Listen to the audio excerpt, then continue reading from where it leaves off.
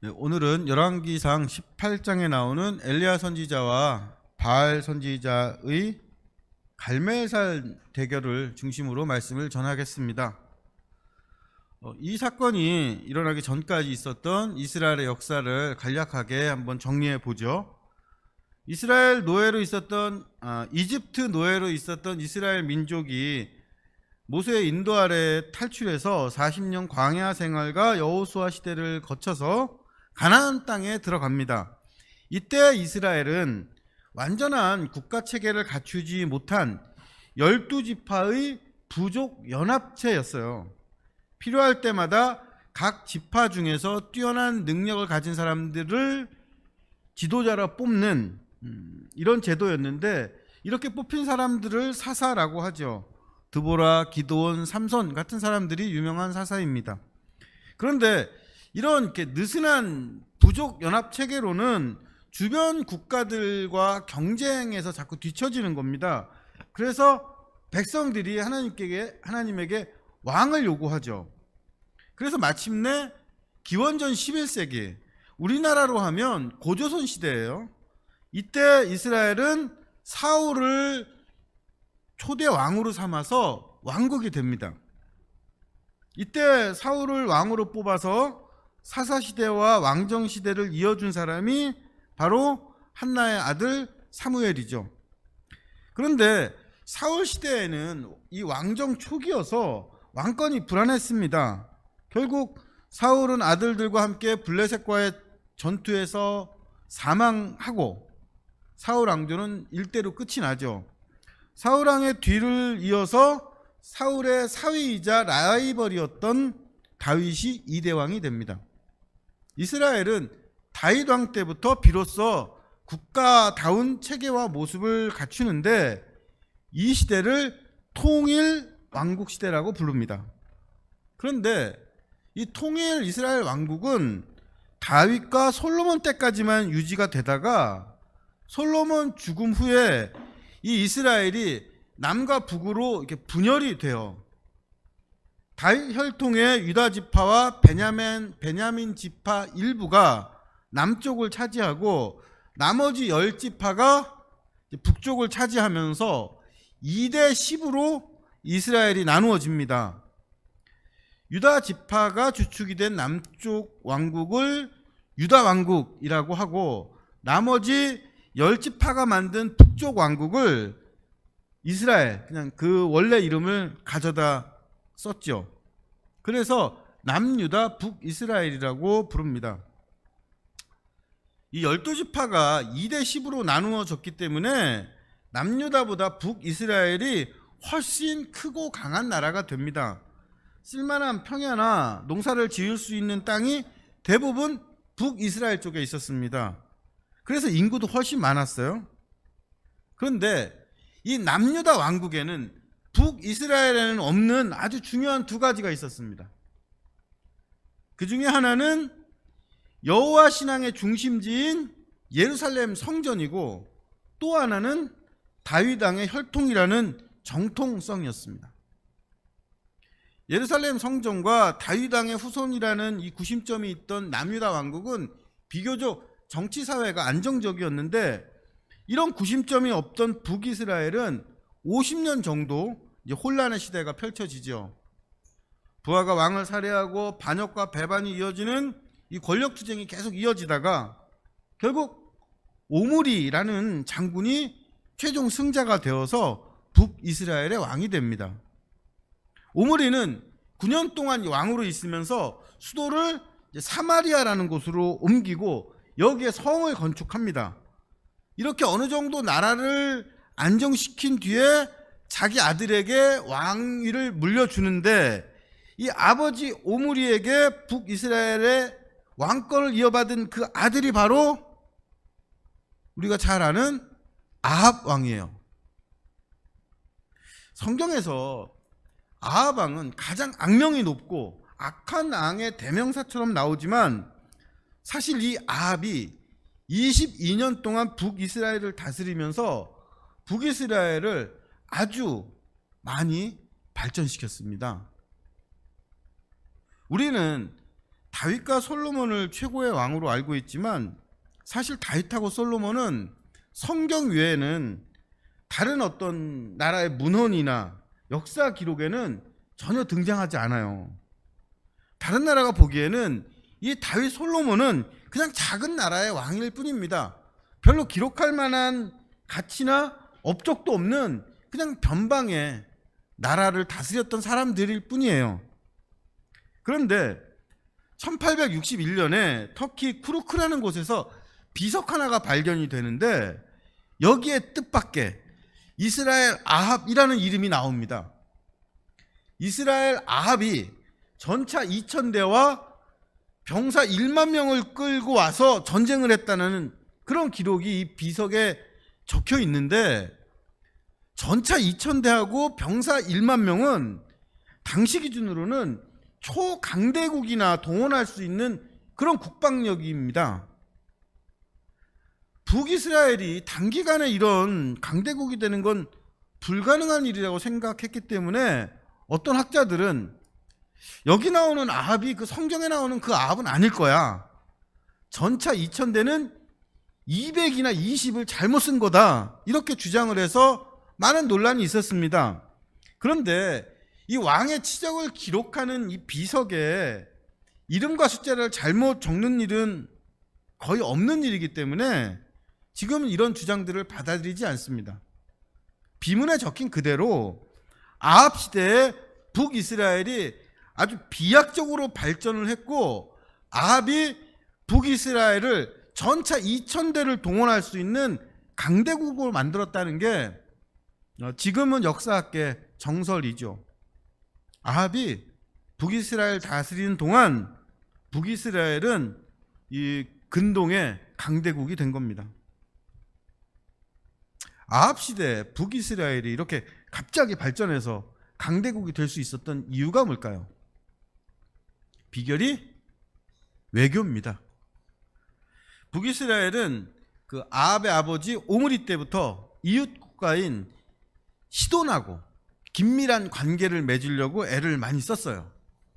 이 시돈은 페니키아라는 민족이 세운 나라인데, 페니키아인들은 인류 최초로 배를 타고 세계 일주를 한 항해와 무역을 하는 민족입니다. 또 지금 전 세계인이 쓰는 이 알파벳을 만든 사람들도 이 페니키아인들이에요. 이 페니키아인들은 당시 세계에서 가장 뛰어난 문명과 기술을 가졌습니다.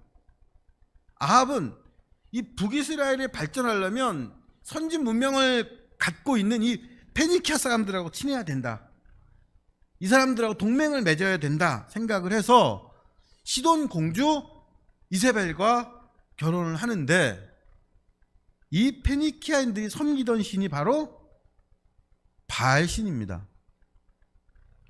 아합과 이세벨의 결혼으로 두 나라가 한 나라처럼 되면서 이세벨에 믿는 바알과 그 바알 신의 아내신 아세라가 이스라엘로 공식적으로 들어오고, 북이스라엘 수도 사마리아에 바알 신전이 건축이 되죠. 여기에는 이제 시돈과 동맹을 맺어서 경제적인 이익을 얻으려는 목적과 함께 예루살렘 성전이라는 정통성이 없는 아합의 입장에서는 이 여호와 신앙은 버리고 바알 신앙으로 새롭게 국민을 통합하려고 하는 계산도 있었던 거죠. 그래서 아합은 아내 이세벨이 여호와 섬기는 선지자를 수백 명 학살하고 바울과 아세라 섬기는 사제를 시돈에서 데려와서 국가적으로 후원할 때도 그냥 모르는 척 묵인을 했습니다. 성경에서 악한 왕이라고 기록된 이 아합이 일반적인 역사 기준에서는 북이스라엘의 번영을 가져온 아주 유능한 장군입니다. 그리고 이 번영은 바알을 숭배하는 나라와 동맹을 맺어서 이룬 거예요. 여호와 신앙을 고집했으면 시돈과의 동맹이 불가능하고 오히려 분쟁이 일어났을 텐데, 신앙을 포기하고 나니까 번영이 찾아온 거죠. 그런데 이 번영이 겉보기엔 번영인데, 평화인데 하나님 보시기엔 심히 악한 일이고 세상 기준에서 성공한 왕이 하나님 눈에는 가장 악한 왕이었던 겁니다. 하나님께서 바알 신앙을 받아들인 북이스라엘을 깨우치시기 위해 세우신 사람이 바로 엘리야 선지자입니다. 엘리야 선지자는 하나님을 버리고 바알을 따라간 북이스라엘의 배신을 경고하면서 살아계신 하나님께서 이스라엘에 비를 내리지 않으실 거라고 예언합니다. 그리고 이 예언대로 북이스라엘에는 3년 동안 비 한 방울 내리지 않죠. 하나님께서 북이스라엘에 가뭄이라는 벌을 내리신 이유는 이 북이스라엘이 이제 국가적으로 섬기기로 한 이 바알이 비와 바람의 신이었기 때문입니다. 바알을 잘 섬기면 제때제때 비가 잘 내려서 풍년이 온다. 이게 바알 신앙의 기초였는데 하나님은 가뭄을 통해서 바알이 헛된 신이라는 걸 알게 하신 거죠. 그러나 3년 가뭄에도 이 아합 왕과 북이스라엘은 마음을 바꾸질 않아요. 경제적인 번영과 권력 유지를 위해서 하나님을 버린 북이스라엘과 이런 북이스라엘을 가뭄으로 징벌하신 하나님, 그리고 구약에서 가장 유명한 예언자 엘리야와 가장 악한 왕인 아합이 팽팽한 긴장감을 가지고 대립하는 이 상황이 오늘 우리가 함께 읽은 열왕기상 18장의 배경입니다. 3년 가뭄으로 풀까지 다 말라버리니까 아합 왕이 직접 그 물과 풀을 찾아서 이렇게 찾아 나서죠. 열왕기상 18장 5절을 보겠습니다. 아합이 오바댜에게 이르되 이 땅의 모든 물 근원과 모든 내로 가자. 혹시 꼴을 얻으리라. 그리하면 말과 노새를 살리리니 짐승을 다 잃지 않게 되리라. 이 왕궁에서 명령만 하지 않고 바알이 직접 그 물을 찾아 나섭니다. 물과 그 꼴, 그 풀을 찾아서 나서는 거죠. 이 국난 극복을 위해서 솔선수범 애쓰는 지도자 같죠. 그런데 이 아합 왕이 물을 찾으려는 이유가 뭡니까? 말과 노새를 살리기 위해서, 자기 짐승을 잃지 않기 위해서입니다. 아합이 물을 찾는 건 사람들 살리려고 목마른 백성들에게 물 주기 위해서가 아니에요. 아합의 마음은 온통 말과 노새를 살리는 일에 집중되어 있습니다. 아합이 전차 2000대를 끌고 전쟁에 참여했다는 이 비문의 기록처럼 말과 노새는 북이스라엘을 지탱하는 가장 중요한 재산이었습니다. 말과 노새를 지금으로 하면 우리나라 반도체 같은 거예요. 아합은 시돈을 통해서 말과 노새를 다른 나라로 수출해서 돈을 벌었고, 이 돈으로 이 권력자들은 자기의 강력한 군사력을 유지했습니다. 그래서 아합에게 중요한 건 백성이 아니라 말과 노새입니다. 다른 나라로 수출해서 돈을 가져다 줘야 될 말과 노새가 가뭄으로 풀을 못 먹어서 죽으면 자기 수출이 막히고 자기 부와 권세가 약해지니까 아합은 이걸 막기 위해서 직접 물을 찾아 나선 거죠. 아합은 고통받는 백성의 삶에는 관심이 없어요. 자기 부와 권력만 중요합니다. 이게 풍요와 번영을 추구하는 바알 신앙의 가장 근본적인 문제이면서 하나님께서 아합에게 분노하신 이유입니다. 우여곡절 끝에 엘리야와 아합이 만나는데 이때 나눈 대화가 오늘 함께 찾아본 열왕기상 18장 17절 18절이죠. 엘리야와 아합이 만나서 이런 대화를 나눕니다. 엘리야를 볼 때 아합이 그에게 이르되 이스라엘을 괴롭게 하는 자여 너냐? 그가 대답하되 내가 이스라엘을 괴롭게 한 것이 아니라 당신과 당신의 아버지의 집이 괴롭게 하였으니 이는 여호와의 명령을 버렸고 당신이 바알들을 따랐습니다. 이 엘리야를 보자마자 아합이 막 화가 나서 말을 하죠. 이스라엘 괴롭게 하는 사람, 그게 바로 너야. 아합은 자기가 잘 다스려서 부강하게 만든 나라를 엘리야가 괴롭게 했다고, 불행에 빠지게 했다고 분노합니다. 아합은 자기가 범인인 걸 몰라요. 자신이 어떤 악을 저질렀고 하나님께서 자신을 어떻게 보고 계시는지 전혀 모릅니다. 하나님과 분리된 인간, 죄에 빠진 인간의 특징은 자기가 누군지 모르게 된다는 거예요. 그래서 자신에게 향해야 할 분노를 다른 사람을 향해서 쏟아붓고 회개 대신 다른 사람을 원망하죠. 인간은 자기만 알고 또 자기만 모릅니다. 불행 중에도 자기 이익만 생각하고 회개할 때도 자기만 쏙 빼놓는 게 인간이죠. 엘리야는 아합의 말을 듣고 이스라엘을 괴롭게 한 건 내가 아니라 하나님의 명령을 버리고 바알을 따른 당신 아버지와 당신이다. 부유함을 얻기 위해서 당신이 택한 그 동맹과 바알 신앙이 이스라엘을 정말로 괴롭게 하는 거다라고 말합니다. 그러면서 엘리야는 아합에게 하나님과 바알 중에 누가 정말 살아있는 신인지 참신인지 갈멜산에서 자신과 바알 선지자가 대결을 하자고 제안하죠. 이 갈멜산은 북이스라엘과 시돈의 경계에 있는 산이에요. 당시 사람들은 신들이 각 지역을 이렇게 맡아서 다스린다고 생각하기도 했습니다. 그러나 엘리야는 여호와 하나님께서 온 세상을 다스린다는 걸 보여주기 위해서 이스라엘도 아니고 시돈도 아닌 중립지역인 갈멜산을 그 대결 장소로 선택한 거죠. 이렇게 해서 엘리야와 바알 선지자의 유명한 갈멜산 대결이 이루어집니다. 엘리야는 바알 선지자 450명, 아세라 선지자 400명 이렇게 850명 모아놓고 대결을 하려고 했는데 무슨 이유에선지 아세라 선지자들은 오질 않고 바알 선지자 450명만 옵니다. 엘리야 선지자는 송아지를 이렇게 불에 붙이지 않고 장작 위에 올려놓고 기도했을 때 그 응답으로 이렇게 불을 내려주는 쪽이 진짜 신, 살아있는 신으로 인정하자고 말하죠. 그 사람들이 그거 좋다라고 인정합니다.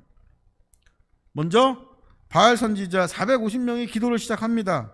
아침부터 낮까지 바알의 이름을 부르면서 우리에게 응답하소서 제단 주위를 뛰어 돌아다니고 나중에는 자해까지 하면서 소리를 지르지만 아무 소리도 없고 아무 응답도 하지 않죠.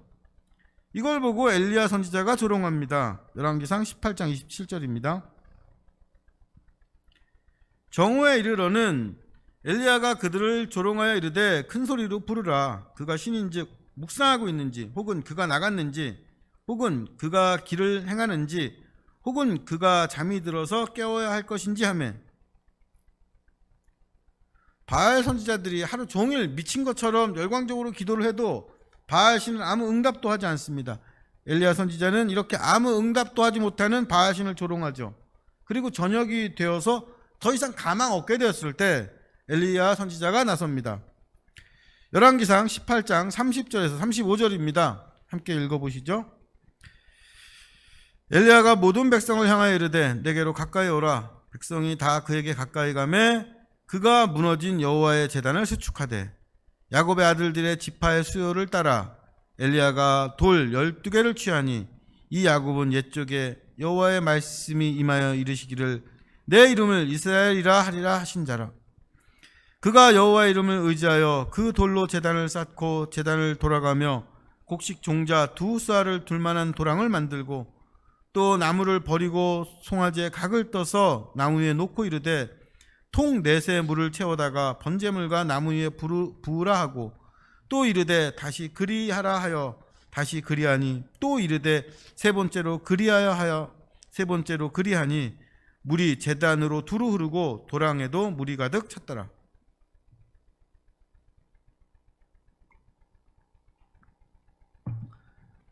엘리야 선지자는 이 백성들을 자기 주변으로 모으고 이 무너진 제단을 수리하고 다시 쌓습니다.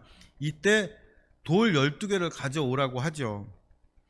여호수아의 인도로 이스라엘 백성들이 요단강을 건너서 가나안에 처음 들어왔을 때 그때 이스라엘 12지파가 지파별로 돌을 가져와서 그것을 쌓고 그 돌들을 하나님과 그들 사이에 증거물로 삼았었습니다. 엘리야 선지자는 이스라엘 12지파를 상징하는 이 돌 12개로 다시 제단을 쌓아서 이스라엘과 하나님의 관계를 다시 확인하는 거죠. 자신들의 조상이 하나님의 인도하심으로 가나안에 들어왔던 그 일들, 하나님께만 충성하겠다고 다짐했던 그 언약들을 기억하고 12지파가 함께 하나님께 예배했던 그 시절을 잊지 말자고 하는 겁니다. 그리고 엘리야 선지자는 제단 주변에 도랑을 깊이 파고 거기에 물을 3번이나 가득 부읍니다. 물에 흠뻑 젖은 이 제단은 속임수나 우연으로는 절대 불이 붙지 않죠. 오직 여호와 하나님만이 하늘에서 내려주는 불만이 이 제단을 불태울 수 있게 됩니다. 이렇게 물에 젖은 제단을 앞에 놓고 엘리야 선지자가 기도하죠. 열왕기상 18장 36절 37절에 기록된 엘리야 선지자의 기도입니다. 우리가 마음을 모아서 함께 읽어보죠. 아브라함과 이삭과 이스라엘의 하나님 여호와여, 주께서 이스라엘 중에서 하나님이신 것과 내가 주의 종인 것과 내가 주의 말씀대로 이 모든 일을 행하는 것을 오늘 알게 하옵소서. 여호와여, 내게 응답하옵소서. 내게 응답하옵소서. 이 백성에게 주 여호와는 하나님이신 것과 주는 그들의 마음을 되돌이키심을 알게 하옵소서. 엘리야의 기도를 들으신 하나님께서 하늘에서 불을 내려주셔서 번제물과 나무와 흙과 돌이 다 불타고 도랑에 있던 물들도 열기에 싹 말라버리죠. 그리고 이 놀라운 장면을 본 이스라엘 백성들은 여호와 하나님만이 참 하나님이신 것을 고백하고 엘리야 선지자의 명령대로 바알 선지자를 처단합니다. 이렇게 갈멜산의 대결에서 여호와 하나님의 승리로 끝이 나죠. 갈멜산의 대결은 바알 선지자 450명과 엘리야 선지자의 대결 같지만 엘리야 선지자가 대결한 건 바알 선지자만은 아니었습니다.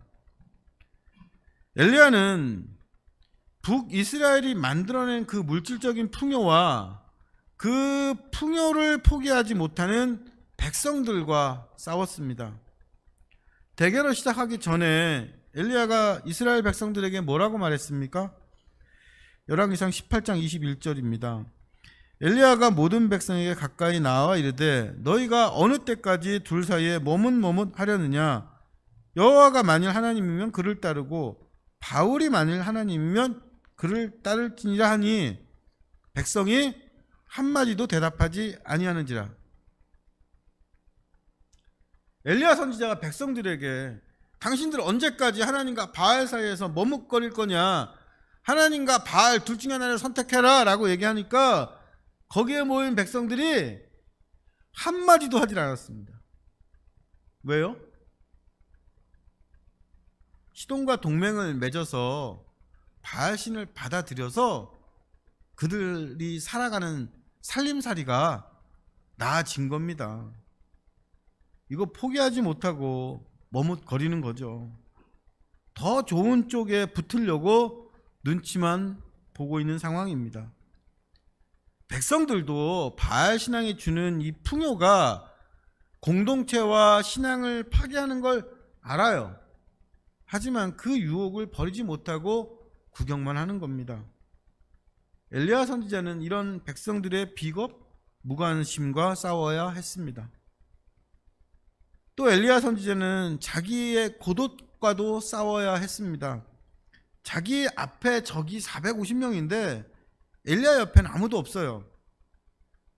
내 앞에 많은 적들이 주는 그 위압감, 공포보다 내 옆에 아무도 없다는 그 외로움, 고립감이 더 큰 괴로움일 때가 있습니다. 엘리야는 왕이라는 권력자와 450명의 바알 선지자, 그리고 이기는 편이 내 편 하면서 구경하는 수많은 백성과 싸웁니다. 이때 엘리야가 가진 유일한 무기는 기도였고 엘리야가 드리는 이 기도는 대결하는 기도였습니다. 그런데 엘리야가 진짜 대결했던 건 아방도 아니고 바알 선지자 450명도 아니고 백성들도 아닙니다. 엘리야가 기도라는 무기를 들고 진짜 대결했던 건 누굴까요? 바로 여호와 하나님입니다. 지금까지 여호와 하나님이 침묵하셨어요. 바알 신앙이 온 이스라엘을 점령할 때도, 여호와 선지자들이 학살당할 때도, 풍요만큼 빈부격차가 심해져서 많은 백성이 고통받을 때도 하나님은 가뭄이라는 자연적인 현상을 통해서 간접적으로 나타나셨을 뿐 그분의 능력을 직접 보여주지 않으셨습니다. 그런데 지금 이 엘리야 선지자가 이렇게 침묵하고 마치 숨어있는 것 같은 하나님에게 이제는 아브라함과 이삭과 이스라엘의 하나님으로 우리 기도에 응답하시고 사람들의 마음을 되돌려 달라고, 그런 하나님으로 우리 앞에 나타나 달라고 기도합니다. 엘리야가 바알 선지자를 조롱했죠. 왜 너희 신은 응답하지 않느냐? 다른 볼일을 보냐? 자리를 비웠냐? 여행 갔냐? 잠들었냐? 그럼 큰 소리로 깨워라. 엘리야가 이렇게 조롱한 건 바알이 응답하지 못하는 신이기 때문입니다. 그런데 이 엘리야 선지자의 조롱이 또한 하나님께 드리는 항의이면서 기도였어요. 하나님은 바알처럼 침묵하지 마시고 응답해 달라는 요청인 거죠. 엘리야는 제단에 물을 흠뻑 뿌려서 인간의 불로는 절대로 불붙지 않는 상태로 만들었습니다. 하나님이 응답하시고 직접 개입하셨다는 걸 모든 사람이 분명히 볼 수 있게 만든 겁니다. 그리고 여기서 실패하면 엘리야는 그냥 죽어요. 엘리야가 기도합니다.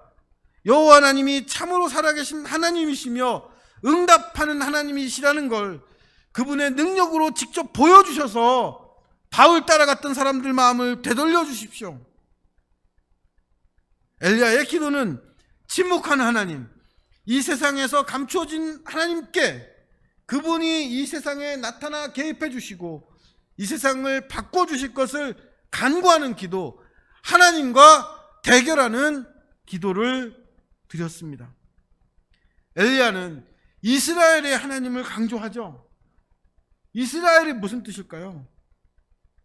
하나님과 겨루었다, 하나님과 씨름했다, 하나님과 대결했다는 뜻입니다. 야곱이 천사와 씨름해서 이 이름을 얻었죠. 하나님의 백성은 이스라엘입니다. 하나님 편에서 싸우는 사람이면서 하나님과 대결해서 하나님, 이 땅에 당신의 이름을 나타내 주십시오 라고 간청할 수 있는 사람들이죠. 하나님이 참으로 살아계신 하나님이라는 것을 이 땅의 사람들에게, 우상과 하나님 사이에서 머뭇거리는 그 사람들에게 분명하게 드러내 주시길 엘리야 선지자는 간절한 기도로 바랬습니다. 그리고 이 기도는 예수님께서 나라가 임하시오며 뜻이 땅에서도 이루어지다 라는 주기도문으로 우리에게 다시 가르쳐 주셨죠. 순종하는 기도만큼 대결하는 기도가 필요한 시대인 것 같습니다. 물질적인 풍요가 모든 걸 압도하는 이 세상에서 23살 젊은이가 빵을 만들다 기계에 끼어 목숨을 잃어 세상을 떠납니다.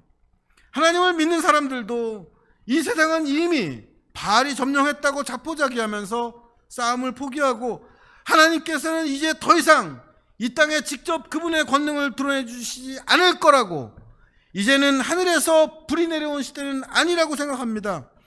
그러나 우리는 이렇게 하나님이 침묵하시는 것 같은 이 시대에 여호와 하나님은 결코 듣지 못하고 말하지 못하고 응답하지 못하는 헛된 신 바알은 아니라는 걸 분명히 믿습니다. 그래서 이제 이 땅에 그분의 이름과 영광과 권능을 보여주셔서 이 세상을 바꾸고 사람들의 마음을 되돌려 달라고 오늘 하나님의 살아계심을 이 땅의 사람들에게 보여달라고 하나님께 간구하는 대결의 기도를 드립니다.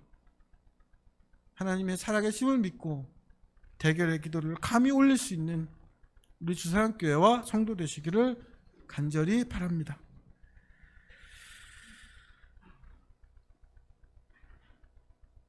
엘리야 선지자가 바알 선지자와 대결하면서 드렸던 기도 다시 한번 읽어보시고